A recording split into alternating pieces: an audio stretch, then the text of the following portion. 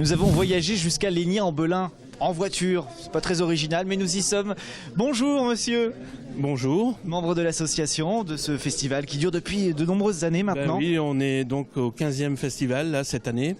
Donc un festival qui est en partenariat donc, à la fois avec ABM, Aventure au bout du monde, et ADEL, dont je suis le président, et qui est donc association de Légnay-en-Belin. Et on est à notre donc 15e festival. Les voyageurs amateurs. De voyageurs amateurs, voilà. Donc on a une petite douzaine de conférenciers, ce qu'on appelle les conférenciers, c'est-à-dire ce sont vraiment ces voyageurs qui viennent présenter leur film ou leur diaporama des voyages qu'ils ont fait. Alors forcément des voyages qui sortent un petit peu de l'ordinaire. Un voyage aux Baléares, ça ne compte pas. C'est pas là il n'est pas question de voyage organisé, tout inclus et tout ça. Non, ici les gens partent. Alors il y en a qui ont voyagé en vélo, il y en a d'autres qui même avec leur camping-car, mais c'est toujours des indépendants et qui partent et pas à l'aventure. Ils préparent leur voyage bien sûr, mais voilà. Ils nous rapportent un peu leur voyage, c'est un peu le but. Et donc ici on est dans cette salle qu'on appelle le forum, où justement les spectateurs, après la projection ou avant, ils peuvent venir échanger avec les conférenciers. C'est ça qui est bien, parce que en fonction des voyages qui nous intéressent plus ou moins, on peut ensuite en savoir davantage grâce à ces rencontres. Oui, et puis avoir des petits renseignements, des tuyaux, comme on dit, pour les gens qui voudraient partir. Ils peuvent avoir un peu des tuyaux pour dire voilà, il faut aller à tel endroit, voilà comment vous pouvez faire éventuellement, trouver un guide, enfin voilà.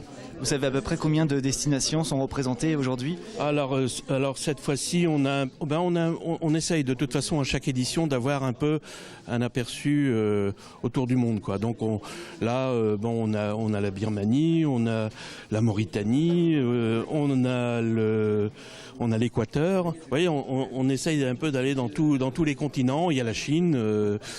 Qu'est-ce qu'on a encore après on a quelqu'un qui a passé Bruno Robineau là, qui est parti, qui a fait le tour du monde pendant 8 ans. Donc voilà, vous voyez, il est en train de dédicacer son livre. Il l'a fait à vélo, non? Je vois des petits vélos à côté de son stand. Je pense que il pourra mieux vous renseigner que moi. Bon, je les connais, mais voilà. Pour l'instant, ça dédicace le livre. Je vais dire bonjour à Bruno Robineau.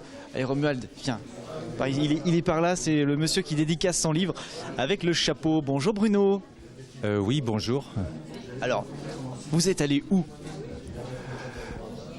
Disons qu'on a fait un tour du monde pendant 8 ans. Nous sommes partis en fait de Landemont dans le Maine-et-Loire et nous sommes revenus 8 ans et demi après à la maison. Avec Maryvonne? Oui, avec ma femme, oui, avec ma compagne. Et donc on a monté en fait ce projet que j'avais depuis l'âge de 11 ans.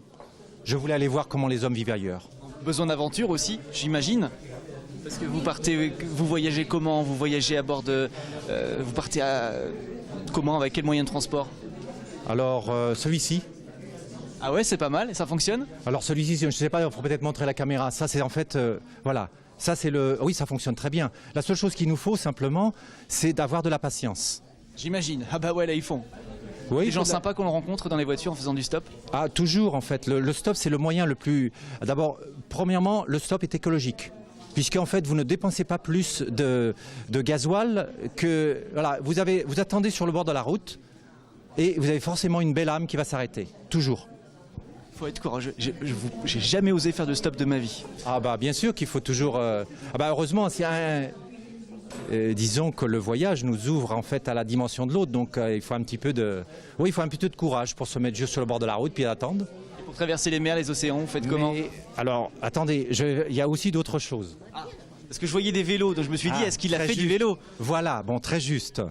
En fait, nous avons voyagé de la façon suivante. Nous avons voyagé à la fois en stop, à pied, et puis avec tous les moyens du bord, dont le vélo.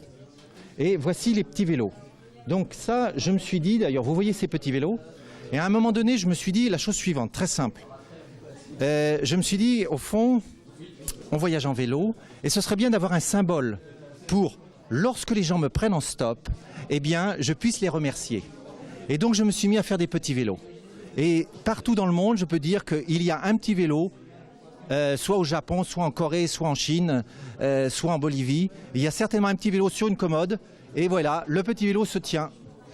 Ah, vous voyez, attends, on va le mettre comme ça. Ça ne tient pas très bien sur une main. Voilà. Voilà. Et moi, je trouve que c'est important quand on voyage d'avoir aussi quelque chose à offrir aux gens. Et donc, voilà, j'ai fait un petit vélo. C'est sympa, c'est original, ça coûte pas cher finalement puisque c'est du fil de fer. Oui, voilà, et ça coûte juste en fait de la patience. C'est tout. Bravo. La patience, du temps, de la dextérité manuelle, c'est tout. Vous repartez quand? Ça, je ne repars pas. Non, je ne vais pas repartir. Par contre, je fais voyager les gens par l'enseignement du voyage que j'ai reçu. Vous avez eu beaucoup de questions aujourd'hui? J'ai pas fait, mais je vais le faire hier, j'ai fait une conférence et ça n'arrêtait pas les questions. Parce que je fais une conférence de 1h10 et j'ai aussi beaucoup de questions parce que ça pose beaucoup de questions aux gens parce que je parle couramment 4 langues et je parle couramment également la langue internationale. Et les gens pensent souvent que la langue internationale, c'est l'anglais. Or, évidemment, I can speak in a fluent English, right? Mais je parle couramment la langue internationale qui est l'espéranto. Et en fait, l'espéranto, c'est très peu connu.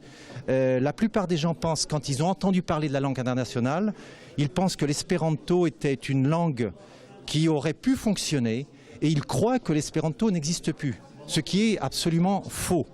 Il y a des gens qui parlent l'espéranto, il y en a par exemple tout un club par exemple au Mans, eh bien ces gens-là parlent l'espéranto. Il y a eu par exemple, comment s'appelle-t-elle déjà ? J'ai un petit trou de mémoire, là, tout à l'heure on me l'a redit. Bon, j'ai un trou de mémoire, c'est pas grave. Je connaissais en fait la personne qui avait mis le club d'espéranto en route il y a déjà un peu plus d'une vingtaine d'années. Et Jackie Huberdeau, eh bien Jackie Huberdeau et son mari ont mis en route le club d'espéranto au Mans. Donc moi, si vous voulez, j'ai appris l'espéranto. J'ai appris l'espéranto avec ma femme Marivonne. Nous avons appris l'espéranto en 35 jours d'études. Je précise quand même, on faisait 8 heures d'études par jour. Mais l'espéranto est extrêmement simple à apprendre comparativement à une autre langue. C'est-à-dire que lorsque vous apprenez une règle de grammaire, quelle que soit la règle de grammaire que vous allez apprendre, elle est toujours appliquée. Imaginez-vous une langue dans laquelle il n'y a pas de verbe irrégulier, pas d'exception. Voilà, vous venez de le dire, c'est génial. Et donc, si vous voulez, il n'y a pas de sens interdit. Parce que dans une langue, moi je parle plusieurs langues et j'ai fait l'effort vraiment d'apprendre des langues des autres. Hein. Ça veut dire que je me suis mis par exemple à apprendre du japonais, du hongrois. Et au bout de 6 mois, je ne peux plus m'en servir de la langue. Mais je me rends compte que toutes les langues sont très complexes parce qu'il y a toujours des exceptions. Dans la langue internationale, qui est une langue neutre, pas d'exception. Ce qui fait qu'on peut l'apprendre plus rapidement. On se dit au revoir en espéranto? Doji Selevido. Parfait. Bye bye. Doji Selevido, yes. Merci beaucoup. Merci à vous. On va continuer, on va voir d'autres voyageurs un petit peu par... Vous m'aviez dit qu'il parlait beaucoup, c'est vrai. Voilà, c'est confirmé. Hein. Comme disait Pascal Brulon, c'est un bon client pour vous. Ah, c'est génial, génial. Alors on va aller où? On va aller ici on est à Bali. Ce que je voudrais ajouter aussi, c'est que la commune de Ligny-en-Belin est aussi partenaire à part entière du festival, puisque elle nous prête. Là, on a pratiquement toutes les salles de la mairie. On est dans la salle des mariages, là, non? Là, c'est la salle des mariages et salle du conseil municipal. Alors, vous voyez, hein, c'est vraiment, et je voudrais les remercier, profiter, parce que franchement, voilà, ça nous aide bien quand même. Eh ben oui, c'est indispensable. Voilà, tout à fait. On va où alors? Je sais pas, vous pouvez. Alors là, tous les ans, on invite une association humanitaire. Et donc là, cette année, on a invité l'association Alon Sanga de venir. Donc, ils présentent un peu les actions qu'elles font dans le pays d'Ogon, au Mali. Voilà, mais peut-être qu'elles vont vous en dire plus. Je vais leur demander plus. On les avait rencontrés lors du forum des associations à Alon, il me semble. La ville d'Alon est jumelée avec Sanga au pays d'Ogon et ce sont des jeunes qui sont partis avec le service jeunesse qui ont créé l'association et qui ont décidé au retour de faire une association pour ne pas les laisser tomber parce qu'ils ont besoin de beaucoup de choses. Donc l'argent récolté sert à ça. Concrètement, ça sert à faire quoi? Nous aidons les femmes maraîchères avec des microcrédits, nous aidons les écoles et nous aidons aussi l'hôpital. On a envoyé une ambulance il n'y a pas très longtemps avec chargé de matériel médical et éducatif pour le jardin d'enfants. Et vous y allez régulièrement? Eh ben, quand on peut. Bah ouais, on profite.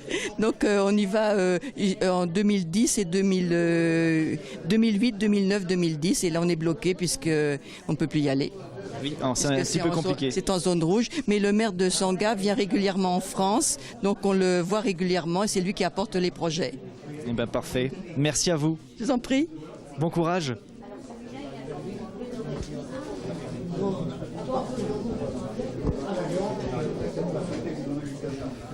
Le problème ici, c'est qu'on a l'embarras du choix. Voilà. On ne sait pas trop qui aller voir en priorité. Voilà, bah écoutez, là vous avez donc Monsieur Thomas là, qui lui, c'est son épouse qui voyage. Voilà, ils voyagent tous les deux alors.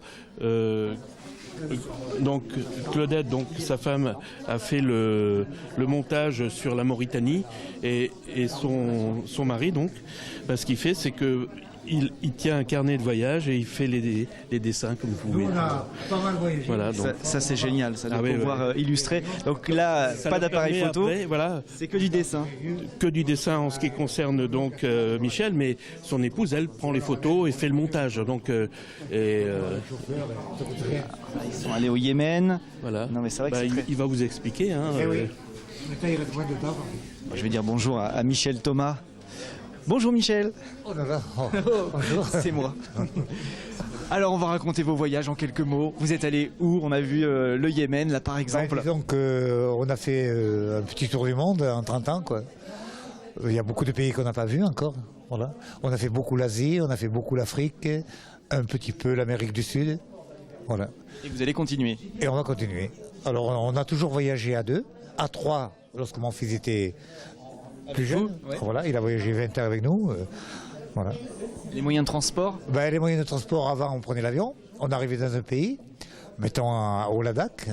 Là, sur place, on partait avec un trek. Maintenant, on s'est fait vieux.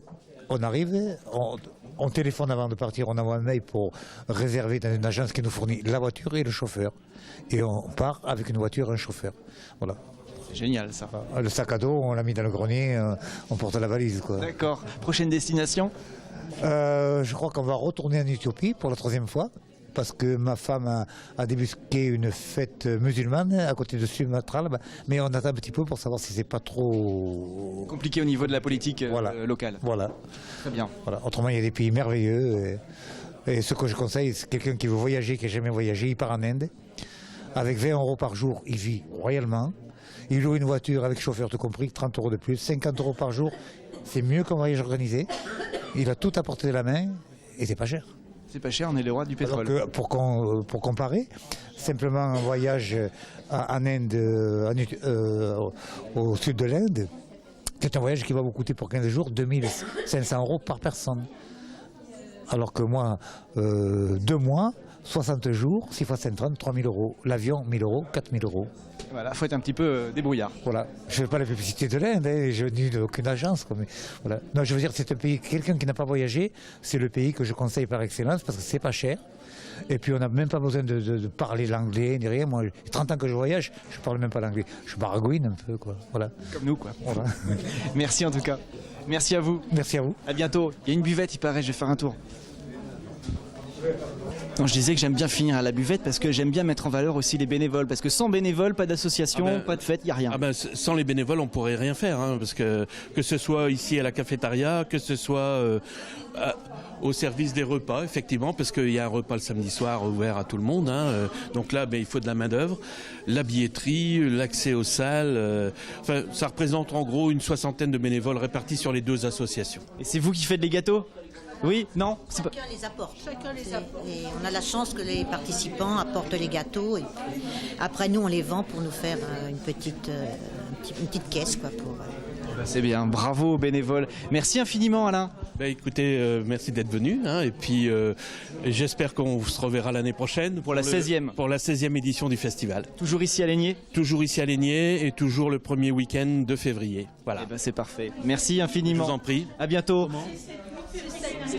Ah, elles connaissent mieux la date que vous, dis donc. Oui, parce que je pense qu'effectivement, avec le décalage, le premier week-end vraiment grand, ce sera le 6, 7, 8. Voilà. 6, 7, 8. Comme quoi les bénévoles sont quand même... ils sont impliqués. Impliqués. Voilà, elle se situe déjà à l'année prochaine. Voilà. Moi, je me situe déjà au week-end prochain parce que je reviens pour la suite de l'Infiltré du dimanche. C'est fini pour aujourd'hui, mais on revient avec pour de nouvelles aventures, avec toutes les associations, toutes les choses à faire en Sarthe. Le dimanche à dimanche prochain. Bonne semaine à tous.